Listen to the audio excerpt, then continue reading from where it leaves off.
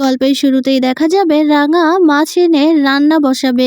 উনুনে আগুন জ্বালিয়ে রান্নার তোড়জোড় শুরু করে দেয় রাঙা। এদিকে বৃন্দাও রাঙার পাশেই বসে আছে, আর সেই গুন্ডাগুলো পাশেই বসে বসে হাসছে আর রাঙাদের নিয়েই কথা বলছে। একজন বলছে অনেকদিন বাদে আমরা বাঙালি খাবার খাবো, মাছের ঝোল আর ভাত। এই কথা বলেই সবাই হাসছে। এরপর বলছে, আচ্ছা জানিস তো আমি না একটা প্ল্যান করেছি। এই কথা বলতেই দেখা যাবে সেই গুন্ডাগুলোর দলের ছেলেগুলো বলছে, বলুন বস কি প্ল্যান। এ কথা বলতেই সেই পান্ডাটা বলছে, আমি ভেবেছি এদেরকে এখানেই রেখে দেব, এদেরকে এখানেই রেখে আমাদের জন্য রান্না করাবো। আর আমাদের এমনিতেও তো রান্না করার লোকের খুবই অভাব, আর এখানের লোকগুলো যে রান্না করে এই রান্নাগুলো তো আমরা খেতে পারি না, তাই এই মেয়ে দুটোকে এখানেই রেখে দেব আমাদের রান্না করে খাওয়ানোর জন্য। এই কথা শুনে ফেলে বৃন্দা। শুনে রাঙাকে বলছে, রাঙা দেখ ওরা কি বলছে, আমাদের নাকি এখানেই রেখে দেবে রান্না করে খাওয়ানোর জন্য। তুই কি বলেছিস বলতো, তুই ওদেরকে দেখিয়েছিস তুই রান্না করতে পারিস, এখন তো ওরা আমাদের এখানেই রেখে দেবে রান্না বান্না করে খাওয়ানোর জন্য, আমরা কি শেফ নাকি। কথা বলতেই রাঙা বলছে, বড় দিদি তুই চুপ কর। এরপর বৃন্দা বলছে, তুই কোথাও না কোথাও একটা ঠিক ঝামেলা পাকিয়ে ছাড়িস রাঙা। তুই এখন রান্না করে ওদেরকে দেখিয়েছিস, ওরা এখন ভাবছে আমাদের এখানেই রেখে দেবে। কথা বলতেই রাঙা বলছে, তুই তো বলেছিলিস তোর অনেক খিদে পেয়েছে, তুই নাকি ওই সেদ্ধ খাবার খেতে পারিস না, তোর জন্যই তো এগুলো রান্না করা। কথা বলতেই বৃন্দা বলছে, হ্যাঁ এখন তো সব আমারই দোষ, আমি তো বলেছিলাম আমার আর খিদে পাচ্ছে না। এরপর রাঙা বলছে, চুপ করবি তুই বড় দিদি, পরেরটা পরে দেখা যাবে। কথা বলে রাঙা আবারও রান্না করতে থাকে। ওইদিকে দেখা যাবে একটা শব্দ আসে কানে রাঙা। এরপর রাঙা দেখতে পায় দূরে একটা হাতি দৌড়ে আসছে সেই তাঁবুর ওখানে। এরপর দেখা যাবে সবাই তো ভয় পেয়ে যায়। বৃন্দা রাঙার কাছে এসে বলছে, রাঙা বাঁচা আমাকে, ওই দেখ কত বড় একটা হাতি। এই কথাই বলছে বৃন্দা। এরপর রাঙা বলছে, বড় দিদি তুই একদম ভয় পাস না, আমি আছি। ওইদিকে দেখা যাবে সেই লোকগুলো বন্দুক তাক করে সেই হাতিটার দিকে গুলি ছুড়ে মারছে। এরপর রাঙা বলছে, তোরা ওকে গুলি মারিস না। এরপর সেই গুন্ডাগুলো বলছে, হ্যাঁ আমরা গুলি করব না, তাহলে কি এখানেই মারা পড়বো নাকি এই হাতির পায়ের নিচে, এই হাতি তো আমাদের পিছিয়ে মারবে। কথা বলতে রাঙা বলছে, তোরা একটু শান্ত হ, আমি একে শান্ত করার চেষ্টা করছি। এরপর দেখা যাবে সেই গুন্ডাগুলো হাসছে, বলছে এই মেয়ে নাকি এত বড় একটা হাতিকে শান্ত করবে। এরপর রাঙা বোঝার চেষ্টা করে হাতিটা কেন এমন করছে। আর ঠিক তখনই রাঙা দেখতে পায় ওপাশে একটা কাঁটাতারের বেড়ার মধ্যে হাতির বাচ্চাটা আটকে আছে। এরপর রাঙা ওদেরকে সবাইকে বলছে, শোন এই হাতিটা কিন্তু আবার খেপে যাবে যদি তোরা গুলি ছুড়িস। কথা বলতেই দেখা যাবে সেই গুন্ডাগুলো বলছে, তাহলে তাহলে এখন আমরা কি করব, এখন কি তোর কথা মতো আমরা চলবো নাকি। এই কথা বলতে রাঙা বলছে, আমার কথা মতো না চললে তোরা এখানেই মারা পড়বি। এই কথা বলতেই দেখা যাবে সবাই চুপ হয়ে যায়। এরপর রাঙা দৌড়ে চলে যায় সে কাঁটাতারের বেড়ার ওখানে, সেখানে গিয়ে হাতির বাচ্চাটাকে বের করে আনে। এরপর সেই হাতিটার কাছে নিয়ে দিতেই সেই হাতিটা শান্ত হয়ে যায়। এরপর রাঙা সেই হাতিটাকে সেখান থেকে চলে যেতে বলে। এরপর হাতিটা বাচ্চাটাকে নিয়ে সেখান থেকে চলে যায়। এদিকে বৃন্দা তো একটু হাঁপ ছেড়ে বাঁচে। এরপর রাঙাকে বলছে, রাঙা তুই তো সত্যি অসম্ভব কি সম্ভব করেছিস। কথা বলে হাসছে বৃন্দা। এদিকে দেখা যাবে সেই গুন্ডাগুলো রাঙাকে দেখে বলছে, তোর মধ্যে কি এমন আছে বলতো যে তুই এই হাতিটাকে এত সুন্দর করে সামলাতে পেরেছিস, আর তুই কিভাবে বুঝলি এই বাচ্চাটার জন্য হাতিটা এমন করছে। এরপর রাঙা বলছে, কোনো মায়ের কাছ থেকে তার সন্তানকে যদি কেউ কেড়ে নেয়, কোনো মায়ের কাছ থেকে সন্তান যদি হারিয়ে যায়, তাহলে মা এমনটাই করে।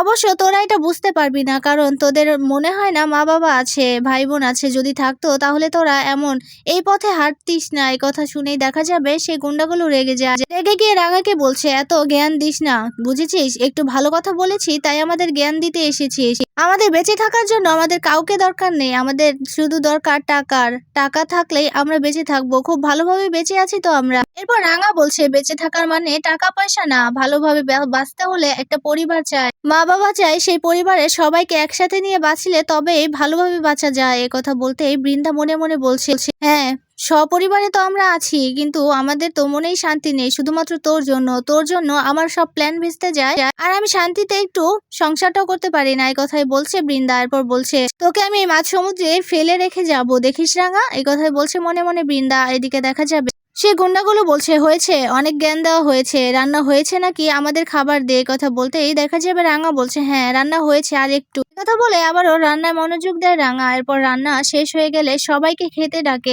এরপর সবাই কলা পাতা নিয়ে সে হাজির হয় খাওয়ার জন্য।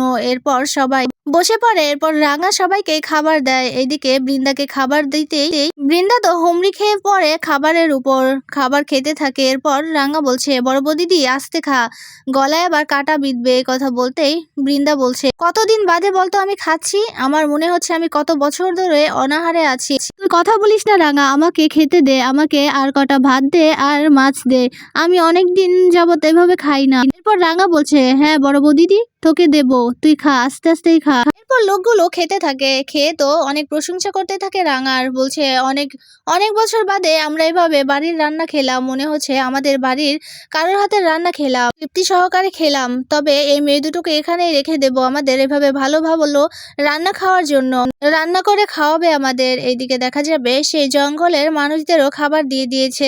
আদিবাসীরা খেয়ে তো অনেক প্রশংসা করছে, বলছে আমরা তো জীবনের প্রথম এই খাবারগুলো খেলাম। সত্যি মানুষদের খাবারগুলো এভাবেই এত মজা করে রান্না করে হয়, এভাবে মজা লাগে তাই না? খাবারের স্বাদটা আমাদের মুখেই লেগে আছে, তোরা যদি আজকে না থাকতিস আমরা এই খাবারের স্বাদটা কোনোদিনও বুঝতে পারতাম না। এরপর রাঙা বলছে, ঠিক আছে তোরা খা। এরপর সবাই বলছে, আদিবাসীর সেই দলের লিডারটা বলছে, কিরে তুই খাবি না? এরপর রাঙা চুপ হয়ে আছে। এরপর দেখা যাবে রাঙা বলছে, ঠিক আছে আমিও খাবো, তোর আগে খেয়ে নে। এরপর আদিবাসী সেই লিডারটা বলছে, না তোর শরীর খারাপ করবে, তুইও খেয়ে নে আমাদের সাথে। এরপর রাঙাও সবার সাথে বসে পড়ে খেতে। এরপর সবাই মিলে খেতে থাকে। এরপর খাওয়া শেষ হয়ে গেলে সবাই একটু বিশ্রাম নেওয়ার জন্য একটু ঘুমানোর চেষ্টা করে। এরপর রাঙাকে আগেই বলে রাখিছে, শোন পালানোর একদম চিন্তাও করিস না, কারণ এখান থেকে তোরা পালাতে পারবি না। এরপর রাঙা বলছে, হরে আমি জানি এখান থেকে পালাতে পারবো না, তবে আমি একটু ঘুরে আসি, তোরা ঘুমো। এই কথা বলতেই দেখা যাবে ওরা শুয়ে পড়ে। এদিকে রাঙা ঘুরতে যাবে। এরপর বৃন্দা বলছে, রাঙা অনেকদিন বাদে খেয়েছি তো, আমার না একটু ঘুমোতে হবে। এরপর রাঙা বলছে, না রে বড় বৌদিদি এখন ঘুমানোর সময় না, চল আমার সাথে। এরপর বৃন্দাকে টেনে নিয়ে যায় রাঙা। এরপর বৃন্দা কিছু বলতে যাবে, কিছুই শোনে না বৃন্দার কথা, বৃন্দাকে নিয়ে চলে যায় সেই সমুদ্রের পাড়ে। সেখানে গিয়ে বৃন্দা বলছে, এই রাঙা তুই আমাকে এখানে কেন নিয়ে এসেছিস, এখান থেকে কি আমরা পালাতে পারবো? পারবো না তো, তাহলে কেন নিয়ে এসেছিস? এরপর রাঙা বলছে, শোন চুপ করে এখানে বসে থাক, কোনো না কোনো একটা উপায় তো ঠিক বেরোবে। এ কথাই বলছে রাঙা। এরপর বৃন্দা বলছে, কি উপায় বেরোবে? ঠিক তখনই দেখতে পায় একটা হেলিকপ্টার ছুটে আসছে তীরের এদিকে। এরপর রাঙা বলছে, ওই তো বড় বৌদি, আমাদের পালানোর রাস্তা। এই কথা বলতেই দেখা যাবে বৃন্দা তো অনেক খুশি হয়ে যায়। এরপর বৃন্দা অনেক জোরে জোরে ডাকতে থাকে, বলছে, এই তো আমরা, আমাদের নিয়ে যাও এখান থেকে, আমরা এখানে আটকে পড়ে আছি। এরপর রাঙা ইশারা করতেই দেখা যাবে সেই হেলিকপ্টার থেকে দূরবীন দিয়ে সত্যজিৎ সবটাই নোটিস করছে। এরপর সমুদ্রের তীরে রাঙাকে আর বৃন্দাকে দেখতে পায়। এরপর সত্যজিৎ বলছে, ওই তো রাঙা আর বড় বৌদি, তার মানে ওরা ঠিক আছে, তাড়াতাড়ি এই হেলিকপ্টারটা ওখানে ল্যান্ড করার ব্যবস্থা করো। এই কথা বলতেই দেখা যাবে হেলিকপ্টারটা সেখানেই ল্যান্ড করে। ওইদিকে হেলিকপ্টারের শব্দ পেয়ে সেই গুন্ডাগুলো তো তোড়জোড় শুরু করে দেয়, এদিকে দিক ছোটাছুটি করছে। বলছে, তার মানে এই দ্বীপে মানুষ এসেছে, আমি আগেই বলেছিলাম এই মেয়ে দুটোকে মেরে দিই, কিন্তু আমার কথা কেউ শুনতে পাসনি। এখন যদি আমরা ধরা পড়ে যাই, কিন্তু সেই মেয়ে দুটো কোথায়? সেই মেয়ে দুটোকেই তো আমাদের দলে টানতে হবে, ওকে দিয়ে আমরা বাঁচবো, কারণ ওদেরকে যদি আমরা মারার ভয় দেখাই তাহলে আমাদের কেউ মারতে পারবে না, কিছুই করতে পারবে না।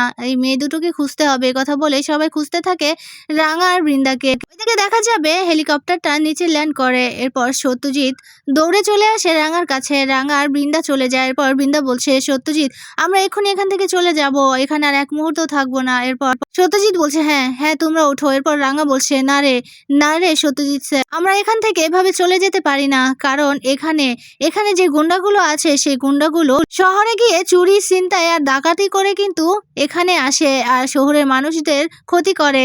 তার মানে তুই বুঝতে পারছিস, এরকম ক্রিমিনাল গুলোকে এভাবে ছেড়ে রাখা চলবে না, তা এরা আমাদের দেশের শত্রু, তাই এদেরকে অ্যারেস্ট করতে হবে। এরপর সত্যজিৎ বলছে, তুমি একদম ঠিক কথা বলছো রাঙা, কিন্তু আমরা যে এদের অ্যারেস্ট করলে আদিবাসী আছে তো এখানে। এরপর দেখা যাবে রাঙা বলছে, না আদিবাসীদের কোনো ক্ষতি তোরা করবি না, শুধু ওই গুন্ডাগুলোকে তোরা অ্যারেস্ট করবি, কারণ আদিবাসীদের অধিকার আছে, আদিবাসীরা এখানেই থাকবে, ওরা কোনো ক্ষতি করেনি, ওরা কোনো সমস্যা করেনি, ওরা ভালো মনের মানুষ রে, খুব ভালো মনের মানুষ, ওরা কারোর কোনো ক্ষতি করবে না, ওদেরকে কিছু করিস না। কথা বলতে সত্যজিৎ বলছে, ঠিক আছে রাঙা তুমি যা বলবে তাই হবে। কথা বলেই দেখা যাবে সব ফোর্স গুলো আশেপাশে ছোটাছুটি করতে থাকে। এরপর সে গুন্ডাগুলো সেখানেই চলে আসে। এরপর আশেপাশে থেকে গোলাগুলির শব্দ শোনা যায়। এরপর একে অপরকে গোলাগুলি করছে কিন্তু কেউ এখনো ক্ষতি হয়নি। এরপর বৃন্দা তো ভয় পেতে থাকে। এরপর বৃন্দাকে বলছে, বড় বৌদিদি তুই তুই হেলিকপ্টারে গিয়ে বস। এই কথা বলতে বৃন্দা দৌড়ে চলে যায় হেলিকপ্টারের ভেতরে। এদিকে রাঙা তীর দিয়েও